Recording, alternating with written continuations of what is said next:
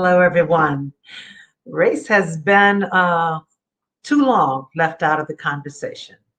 Um, and there have been so many paths along the way that has led me to be able to talk about it and now have it as my work. It is very much a passion, and I'm very excited to do it. So this has kept us from seeing the through line of how this racialized setup has been a longstanding crisis that we've all inherited. So there's been a string of events around race that has continued to burst forth into the mainstream for most of the 21st century. It gets wide attention, as you can see. Right now, we're looking at the news coverage of the deadly shootings of Asian women in Georgia. What we often see is this goes away from the mainstream attention when it is no longer in the news cycle. Racism is not an episode that happens and goes away. The race structure began being set up at the founding of this nation. Even though there's a lot of conversation about race right now, the through line of racism is continual 24/7. Those most impacted by race often know this better than those who benefit from the racialized system. Many of those who benefit say they do not agree with racism, and we recognize that and value it. To be against racism is noble at best, but being against racism is not enough. The racial arrangement has become entrenched over the centuries and is now treated as normal. With the awakening that we see now, that there are those who are willing to work to end racism, but what they want to know is, when have we done enough work? They want a measurement. So when is enough? Enough is when there is a shared vision of a non-racist society. And there is enough understanding that this current racial arrangement has been inherited by all of us. And we will know that when there is enough understanding of the cost to everyone. And then we will see a tipping point that will eliminate racism from the American society. Yes, just like elimination of smoking in public places led to a tipping point, and now smoke-free public places have wide acceptance. To expect to breathe clean air in public spaces has now become normal. It's normalized in our society. Even smokers agree that it makes sense to assure clean air for those in public spaces. That is the future of this country around race, and it will become the future of this country around race. The tipping point is inevitable. We are heading toward it, and you can be a part of this necessary change. What kind of country, state, city do you want to live in? You're here to hear about that, and I will not let you down. In the Dialogue on Race original series, we use a TED Talk by Warnie Reed entitled A Framework for Civil Discourse Around Race and Racism. In it, he says, often when people see how serious racism is, they say, well, what are we going to do about it? Reed says, not so fast. In order to find an effective solution, we need to clearly define what it is we're talking about. Therefore, for those who have not participated in the Dialogue on Race series, and for those who have, I will define the terms used in the Dialogue on Race series. And whether you have been through the series or not, it's a good time to join the series again. Times are changing, and Dialogue on Race changes along with the time. So coming back in the series, if you've already been through it, you will find some new experiences. Now, about defining the terms, when two people are using the same term, and each one of them have a different understanding of what they're talking about with that term, the conversation can become problematic. So I will offer some terms that's used in the Dialogue on Race original series. So I will start with the slideshow.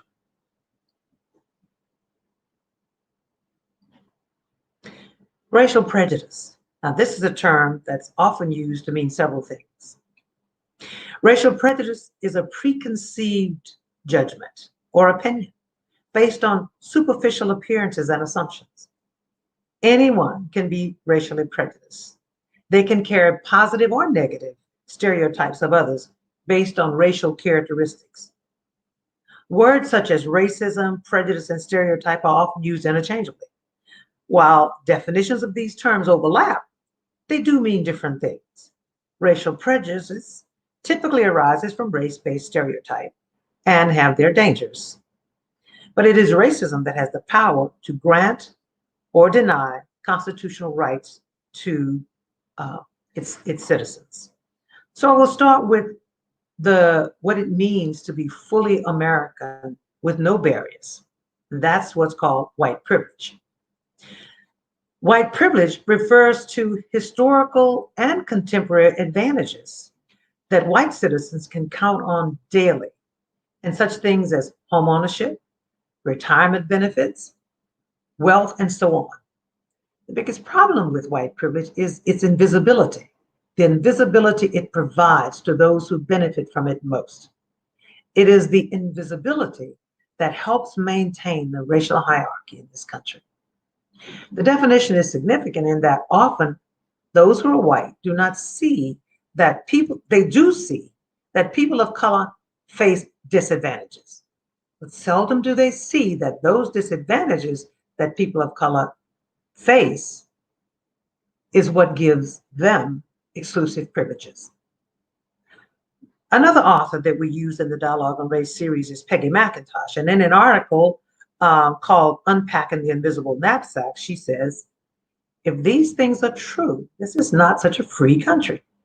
One's life is not what one makes it. Many doors open for certain people through no virtue of their own. So what are institutions? This operates through institutions. So this is where we're going to look at the definition of institutions. Because it is only institution that has the power to grant or deny constitutional rights to the citizens of this country.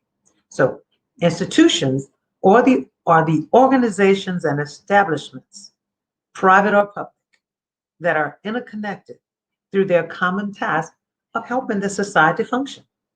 Therefore, every government agency, state, federal, or local, every business, industry, large or small, is an institution, whether factory, office, or retail store. Within the communication industry, each newspaper, radio, TV station, magazine, or computer network is an institution.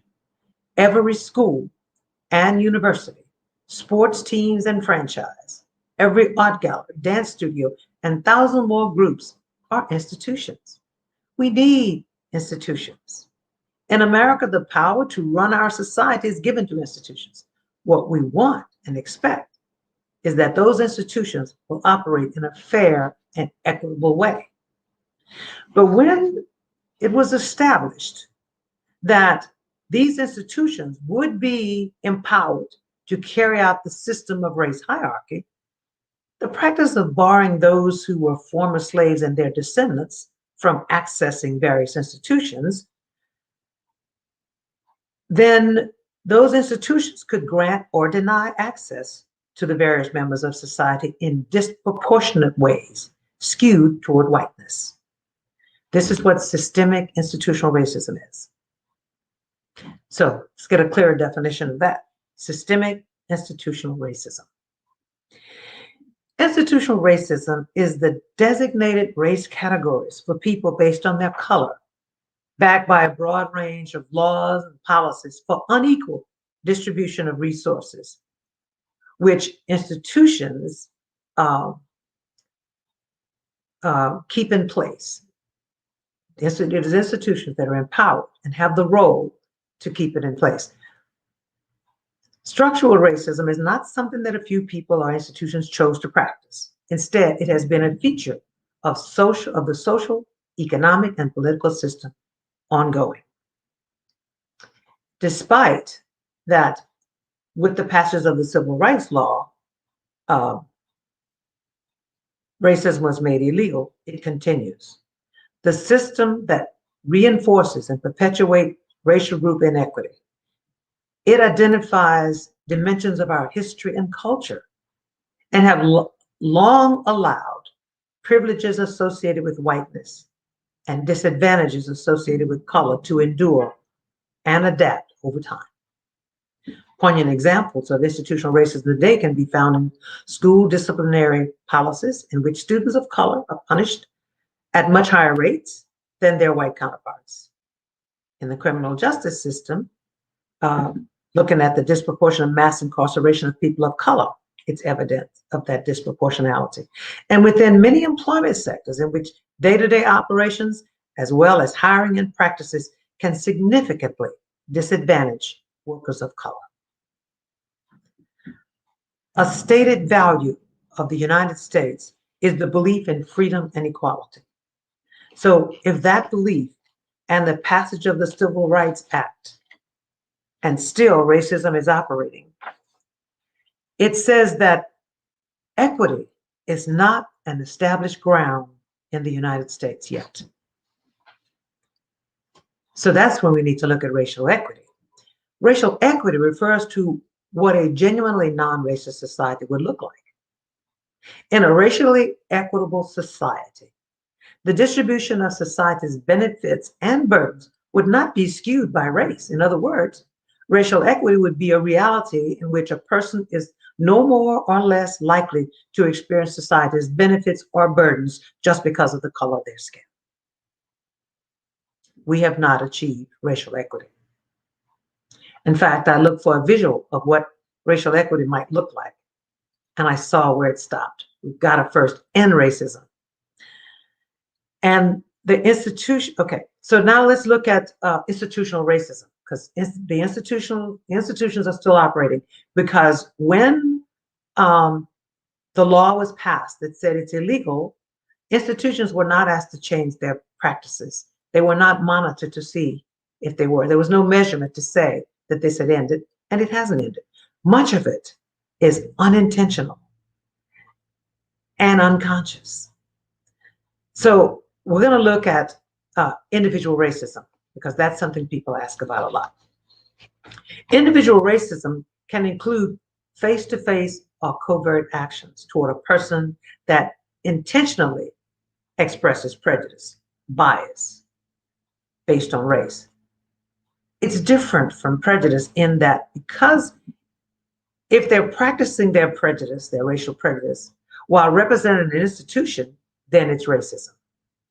And the institution is accountable, which is kind of confusing to some people. So like the officer recently that carried out the beating of a man here in the state, was arrested.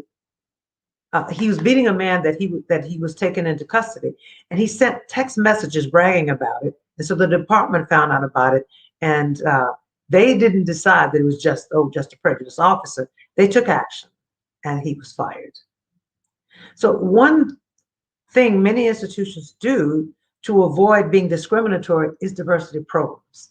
So I'm going to talk about what diversity programs do. So diversity.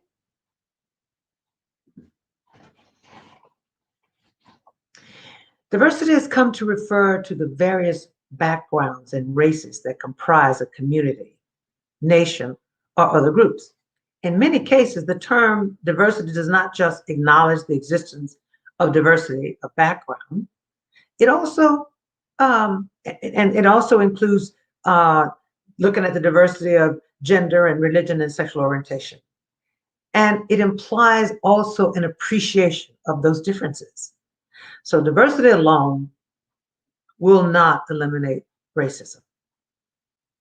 Diversity has its value, but to eliminate racism, it does not address the barriers and disparities these groups encounter. And so race, as you heard me say, has been constructed by this country. Ethnicity is not a construction. Ethnicity is real. Race is real because this country has made it real.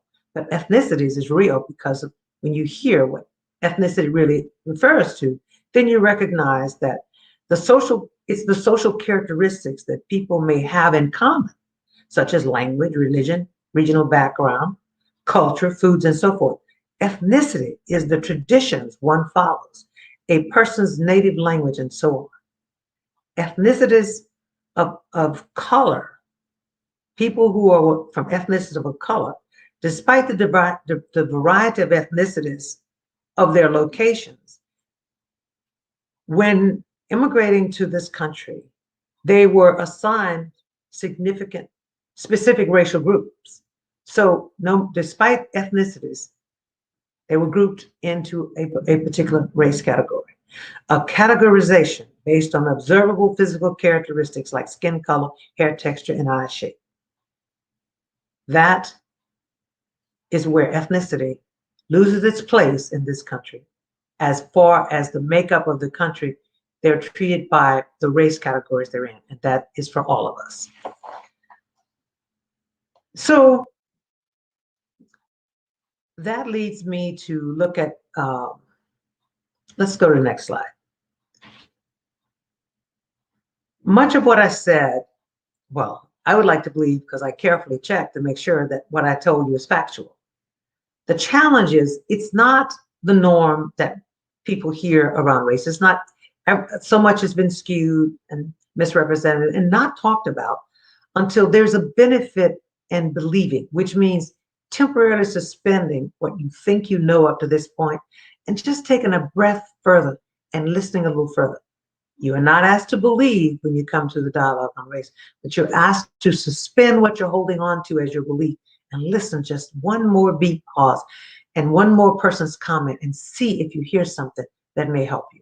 So the Dialogue on Race series is an educational program. It's structured in 6 weekly sessions. The sessions are interactive conversations. It's formatted, facilitated, and backed with factual materials and sets an environment for open, honest, brave conversation. And yes, that can sometimes be uncomfortable. So next slide, please. So as I told you in the beginning, Warren Reed said, when people see just how troubling racism is and how much it's costing the society and everyone, they say, well, what are we going to do about it? Well, I would like to offer some things that can be done. And that is to participate in the educational program of Dialogue on Race series, which I've invited you to several times along the way here, and to learn more about systemic racism, because that's what the program will help you do. And then to balance learning with action, such as speaking up. People say, I don't know what to say, and I feel that I'm going to be criticized. Is it more important about how it's going to make you feel and how uncomfortable than to eliminate a problematic issue that this society has continued throughout its founding? And here we are in the 21st century, and we still have racism. So maybe uncomfortable isn't the first focus as to why not to speak up. So I encourage you to speak up and to create a culture of continual reflection. And I underline this one: help young people become change agents. Why do I say that? Because very often parents and people, adults, not parents, adults talking to young people sort of tell them, well, you know, that's how it is. And so I think that we need to give them as honest answers as we can, and to at least acknowledge the value of them asking the question. Say, you know, I'm not sure I know the answer, but I'm glad you asked because it's an important question. If all you get to say to young people is, yes, that's an important question, that is a valuable way to help young people become change agents. And finally, ask yourself what you can do in the areas where you influence. In other words, in the areas that I am, in this picture that I'm in, who is in this picture and who's left out? And why is that? And in the areas where I influence, what can I do about that? Those aren't questions you have to answer. Those are questions you have to ask. Leave it open. Get more understanding. And then it will inform whatever actions you choose to take.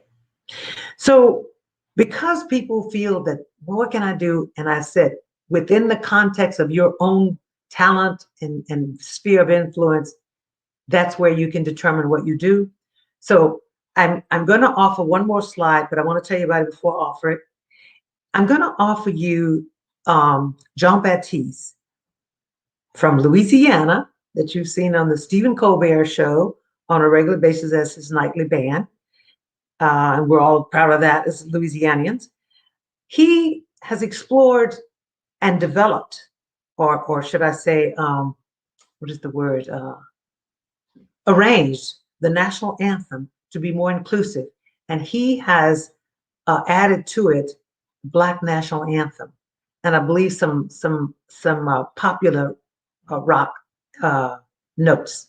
So as you listen to it, his attempt here is to make the national anthem more representative of the citizenry of the U.S. And hopefully this time, unlike when Jose Feliciano did it, and he was banned for a long time for messing with the national anthem, this time I believe that John Baptiste is going to find a more acceptable audience. So let's hear John Baptiste doing the national anthem. You don't have to stay.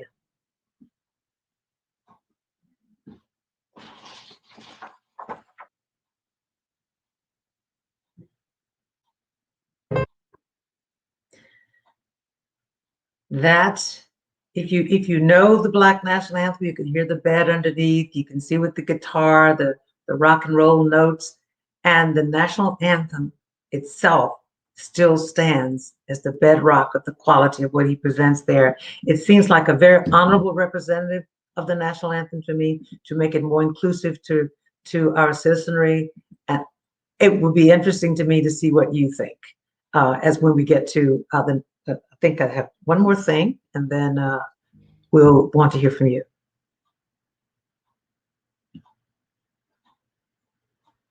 All right, so I just want to encourage you to ask yourself, what was one valuable, meaningful statement that you took from the presentation? And what is one brave statement that you can allow yourself to think of? You don't have to answer this for me. It's just, this is what I invite you to say. What's one thing in that presentation that really was meaningful and valuable to me? And what is one brave statement I can make that maybe I've not made before, just in your head? And so now I'd like to hear your comments and your questions.